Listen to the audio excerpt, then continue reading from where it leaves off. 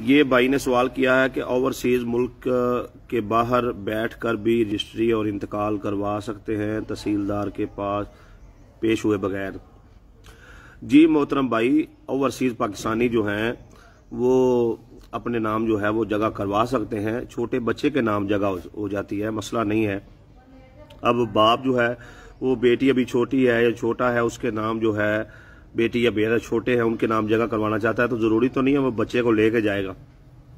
इसी तरीके से जो बेचने वाला है उसका जो है तहसीलदार के सामने पेश होना जरूरी है, खरीदार का पेश होना जरूरी नहीं है। आपकी तरफ से कोई भी बंदा जो है बतौर वकील बतौर शनाख्त कनिंदा जो है वो पेश हो जाए तो रजिस्ट्री जो है वो आपके नाम हो जाएगी। आपने जो बयाने का स्टाम्प करवाना है वो अपने नाम पे करवाना है, जो रजिस्ट्री के स्टाम्प निकलेंगे, फीसें अदा होंगी, टैक्स अदा होंगे, वो सारे भी आपने डॉक्यूमेंट जो हैं अपने ही नाम पर तैयार करवाने हैं।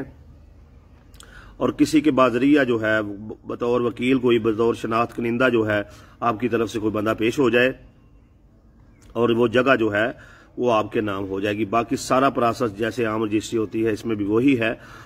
और दूसरी बात ये है, ना सिर्फ कि खरीदने वाला जो है वो बाहर बैठा हो, ओवरसीज हो, वो अपने नाम पर जगह करवा सकता है, बल्कि बेचने वाला भी जो है वो अगर मुल्क से बाहर बैठा हुआ है तो वो किसी को पावर ऑफ अटार्नी देकर किसी के नाम मुख्तारनामा दे तो वो इधर से कागजात तैयार होके जाएंगे, वो एम्बेसी में जाके सिग्नेचर करके वो कागजात वापस भेज दे तो वो भी बंदा बाहर बैठा हुआ है, वो बाहर बैठ के अपनी जमीन बेच भी सकता है। किसी को वो मुख्तारनामा दे पावर ऑफ अटार्नी दे तो खरीदी भी जा सकती है मुल्क से बाहर बैठकर और बेची भी जा सकती है।